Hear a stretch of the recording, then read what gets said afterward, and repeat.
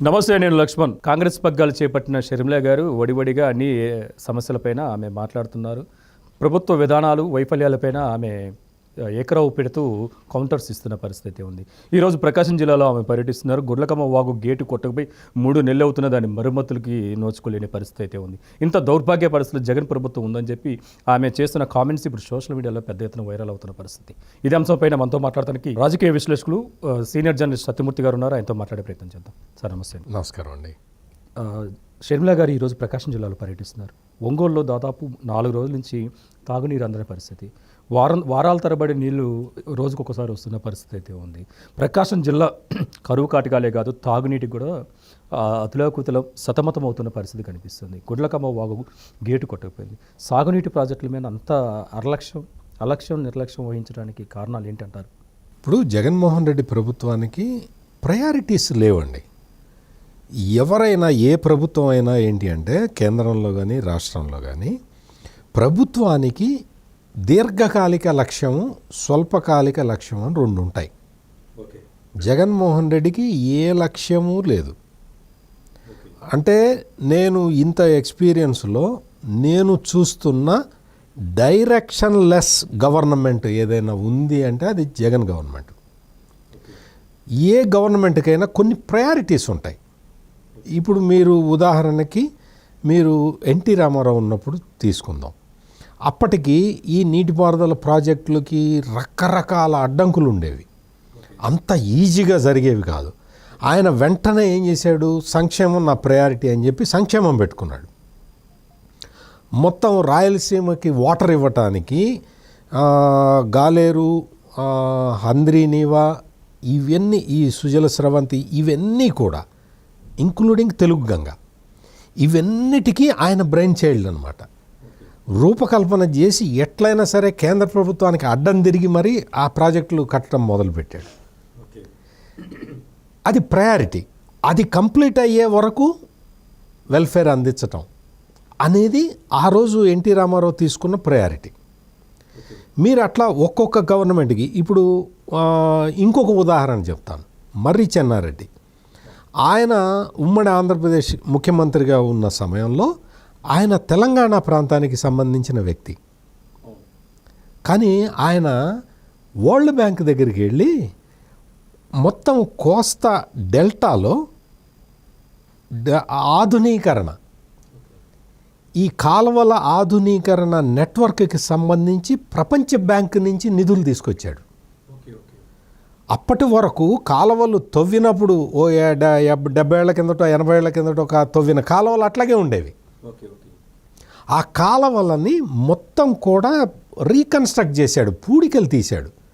అదొక పెద్ద ప్రాజెక్ట్ అనమాట. ఎందుకు అంటే ఇప్పుడు తెలంగాణలో ఆ సమస్య ఉండదు, కానీ కోస్తా ఆంధ్రాలో వర్షం రాగానే ఆ నీళ్లు డ్రైన్స్ ద్వారా వెళ్ళిపోవాలి. కోస్తా ప్రాంతంలో పంట కాలువ, మురుగు కాలువ అని 2 ఉంటాయి. మురుగు కాలువ అంటే మన డ్రైనేజ్ కాలువ కాదు, ఎక్సెస్ వాటర్ సముద్రంలోకి వెళ్ళిపోవటానికి. ఈ 2 వ్యవస్థలు కూడా దెబ్బతిని ఉన్న సమయంలో చెన్నారెడ్డి వరల్డ్ బ్యాంక్ ఫండ్స్ తీసుకొచ్చి ఆ మొత్తం ఆధునీకరణ పనులు చేపట్టాడు. అది ఆయన తీసుకున్న ప్రయారిటీ వర్క్. ఈ విధంగా మనం చూసుకుంటూ ఉంటే మనం చూసాం చంద్రబాబు నాయుడు టైంలో టెక్నాలజికల్ అడ్వాన్స్మెంట్ అంటే డెవలప్ చేయాలి. ఎట్లా డెవలప్ చేయాలి? అప్పటి వరకు అసలు బెంగళూరుతో పోలిస్తే హైదరాబాద్ అనేది నథింగ్ సాఫ్ట్వేర్ ఇండస్ట్రీలో. అటువంటిది అప్పుడు కర్ణాటకలో SM కృష్ణ అని ముఖ్యమంత్రి ఉండేవాడు, కాంగ్రెస్ ముఖ్యమంత్రి. ఆయన ఒకసారి చంద్రబాబు నాయుడు ముఖ్యమంత్రిగా ఉన్నప్పుడు ఒకసారి ఏదో కాంక్లేవ్లో సదస్సులో కనిపించి, ఏంటి నువ్వు నాతో పోటీ పడాలని ప్రయత్నం చేస్తున్నావా అని అడిగాడు. అంటే నవ్వుతూ. అప్పటికి బెంగళూరు సాఫ్ట్వేర్ ఎక్స్పోర్ట్స్లో టాప్లో ఉన్నదన్నమాట. నువ్వు ఇప్పుడు మొదలుపెట్టావు, కంప్యూటర్లు కొనటం మొదలుపెట్టావు, ఇప్పుడు నువ్వు నాతో పోటీ పడతావా అని అడిగాడు. అడిగితే దానికి చంద్రబాబు నాయుడు చెప్పిన సమాధానం ఏంటంటే, ఇవాళ కాకపోతే రేపైనా నీ కాంపిటీటర్ని నేనే అని చెప్పాడు. అంటే అది ప్రయారిటీ.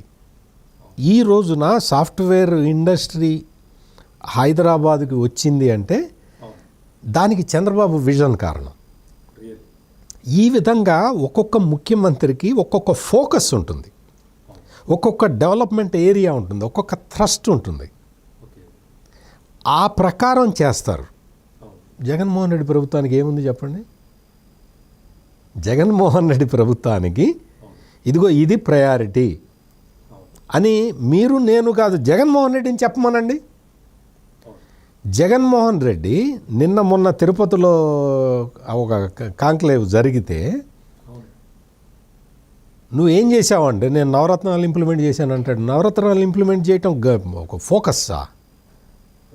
నవరత్నాలు ఇంప్లిమెంట్ చేయటం అనేది అది గవర్నమెంట్ ప్రయారిటీనా? మరి ఆ నవరత్నాలకి డబ్బులు ఎక్కడి నుంచి వస్తాయి? డబ్బులు ఎవరు ఇస్తారు? పైన మోడీ ఇస్తే నువ్వు తీసుకొచ్చి ఖర్చు పెడతావు, పేరు నీది పెట్టుకుంటావు, నీది మీ నాన్నది పేరు పెట్టుకుంటావా? ఇది ఆ విజన్ అంటే.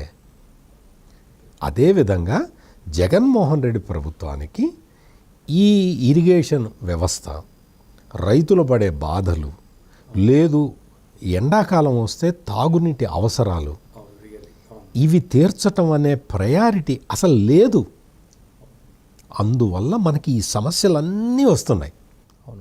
అవును, యాక్చువల్గా ఇప్పుడు షర్మిల గారు ఏపీలో పర్యటిస్తున్నారు. ఇప్పుడు ప్రకాశం జిల్లాలో తాగునీటి సమస్యలతో ఇబ్బంది పడుతుంటే వాళ్ళని పరామర్శించడానికి ఆ గుట్లకమ్మ వాగుని పరిశీలించడం వేరు. మనం గతంలో అన్నమయ్య ప్రాజెక్టు కొట్టుకుపోయింది, పోలవరం ఎప్పుడు పూర్తయిందో తెలియదు. శ్రీకాకుళం నుంచి చిత్తూరు వరకు అన్ని ప్రాజెక్టులు నత్తనడకన సాగుతున్న పరిస్థితి అయితే ఉంది. ఈ ఈ ఈ ప్రయారిటీస్లో షర్మిల గారు ఇంకా ఏ విషయాలపైన దృష్టి పెడితే బాగుంటుందని, ప్రజా సమస్యలపైన? ఇప్పుడు షర్మిల దేని మీద దృష్టి పెడుతుంది అనేది అది కాంగ్రెస్ పార్టీ ప్రయారిటీ ప్రకారం జరుగుతుంది. కానీ రాష్ట్ర అవసరాలు ఏంటి అంటే, ఇప్పుడు గుళ్ళకమ్మ ప్రాజెక్టుకి అన్నీ కొట్టుకుపోవటం, ఇది అన్నమయ్య ప్రాజెక్టు గేట్లు కొట్టుకుపోవటం, ఇవన్నీ ఎందుకు జరుగుతున్నాయి అంటే అసలు మెయింటెనెన్స్కి కూడా జగన్ డబ్బులు ఇవ్వట్లేదు. మీ ప్రకాశం జిల్లాలో నీటి బాధలు, నీటి సమస్యలు ఇవి ఉన్నట్టే రాయలసీమ మొత్తం అట్లాగే ఉంది. ప్రస్తుత పరిస్థితి అట్లా ఉంది. అనంతపురం జిల్లాలో అయితే భగవాన్ శ్రీ సత్యసాయిబాబా కట్టిన వ్యవస్థకి మరమ్మతులు లేక ఆగిపోయినాయి. వాటికి డబ్బులు ఇవ్వకపోవటం వల్ల, మెయింటెనెన్స్ డబ్బులు ఇవ్వకపోవటం వల్ల జగన్ ప్రభుత్వం డ్రింకింగ్ వాటర్ సప్లై కూడా లేదు మొత్తం. ఈ విధమైన పరిస్థితులు మొత్తం ఆంధ్రప్రదేశ్ మొత్తం ఉన్నాయి. మీకు ఇంకొక విషయం చెప్తాను లక్ష్మణ్ గారు, ఒక సీజన్కి కరువు వస్తే ఇంత ఉత్పాతం జరగదు. వరుసగా 3-4 సీజన్లు, 4 సీజన్లు వరుస కరువు వస్తే అసలు తాగునీటికి కూడా అల్లాడిపోతారు జనం. అటువంటిది జగన్ ప్రభుత్వంలో ఒక్క సీజన్కి వర్షాలు పడకపోతే ఇంత దారుణమైన పరిస్థితి ఉన్నది. ఇది అంటే గవర్నమెంటు ఇక్కడే పనిచేయాల్సింది, ఈ ఏరియాలో పనిచేయాలి, థ్రస్ట్ ఏరియా దీన్ని తీసుకోవాలి. అటువంటిది తీసుకోకపోవటం వల్ల ఇంత భారీ నష్టం జరుగుతున్నది ప్రజలకి. షర్మిల ఇప్పుడు మీరన్నట్టు ఒక గుళ్ళకమ్మ కాదు, సొంత జిల్లాలో వెళ్ళి అన్నమయ్య ప్రాజెక్టుని చూసి రమ్మనండి. అసలు అన్నమయ్య ప్రాజెక్టు గేట్లు ఎందుకు కొట్టుకుపోయినాయి? వైసీపీ నాయకుడు, అక్కడ ఒక వైసీపీ నాయకుడు ఉన్నాడు, అతని యంత్రాలు అవన్నీ, అతనే కాంట్రాక్టర్ కూడా, ఆ యంత్రాలన్నీ కొట్టుకుపోతాయి అని చెప్పి నీళ్లు వదల్లా. స్టోరేజ్ లెవెల్ పరిమితంగా అయిపోయినా కానీ నీళ్ళు వదల్లా. ఎందుకంటే అక్కడ యంత్రాలు, పెద్ద పెద్ద లోడు లారీలు, ట్రక్కులు అన్నీ ఉన్నాయి అక్కడ, ప్రొక్లైనర్లు అవన్నీ, మెషినరీ అంతా, హెవీ మెషినరీ, ఆ మెషినరీ అంతా కొట్టుకుపోతుందని చెప్పి నీళ్ళు వదల్లా. మేము ఇవన్నీ తీసిన తర్వాత వదులుతాంలేండి అన్నారు. ఈ లోపల గేట్లు కొట్టుకుపోయినాయి. అంటే నేను ఎందుకు చెప్తున్నా అంటే గవర్నమెంట్కి కనుక దూరదృష్టి ఉండి, ప్రయారిటీ ఉండి, ప్రొఫెషనల్ ఇంజనీర్లకి అవకాశం కల్పిస్తే వాళ్ళు ఏదైనా పని చేస్తారు. జగన్ గవర్నమెంట్లో వాళ్ళ కాంట్రాక్టర్ ప్రయోజనాలు కాపాడటం తప్ప వేరే ప్రయోజనాలే ఉండవు కదా. అందుకని షర్మిల ఈ గుళ్ళకమ్మ వాగు, అన్నమయ్య వాగు చూసిన తర్వాత, అన్నమయ్య ప్రాజెక్టు చూసిన తర్వాత ఇమ్మీడియట్గా పోలవరం పోవాలి. పోలవరం పోయి వాళ్ళ అన్నయ్య ఇంతవరకు ఏమి నిర్వాహకం చేశాడో చూసి రావాలి. ఖచ్చితంగా ఇది పెద్ద డిమాండ్. ఇది ఇది వేరే వాళ్ళు డిమాండ్ చేస్తున్నారు లేదో నాకు తెలియదు, కానీ నేను నా తరఫు నుంచి నేను డిమాండ్ చేస్తున్నా షర్మిలని. వెళ్ళి ఇమ్మీడియట్గా పోలవరం ప్రాజెక్టును చూసిరా. పోలవరం ప్రాజెక్టు చూసి మీ అన్నని నిలది. ఏం చేస్తున్నావు? అన్ని విషయాల మీద నిలదీస్తున్నావు కదా. పోలవరం ప్రాజెక్టు మీద నువ్వు ఎందుకు 74% పనులు గత ప్రభుత్వం పూర్తి చేస్తే 26% నువ్వు ఎందుకు చేయలేకపోయావు అని ప్రశ్నించాలి. నెక్స్ట్ పోలవరం విజిట్ పెట్టుకోవాలని చెప్పి నేను మీ మీడియా ముఖంగా నేను షర్మిలని డిమాండ్ చేస్తున్నాను. అది మొత్తానికైతే షర్మిల గారి యొక్క కాంగ్రెస్ పగ్గాలు చేపట్టిన కాడి నుంచి ఆమె నడుచుకుంటున్న విధానం, సాగునీటి ప్రాజెక్టులపైన ఆమె ప్రత్యేక దృష్టి సారించినట్టుగా కనిపిస్తుంది. ఈరోజు గుడ్లకమ్మ వెళ్ళారు. అక్కడి నుంచి కూడా ఆ గేటు కొట్టకపోయిన విధానాన్ని, సాగునీటి ప్రాజెక్టులు సాగుతున్న విధానాన్ని, జగన్మోహన్ రెడ్డి వైఫల్యాల్ని ప్రశ్నిస్తూ ఆమె చేసిన కామెంట్స్. మరొక అంశంతో మళ్ళీ కలుద్దాం.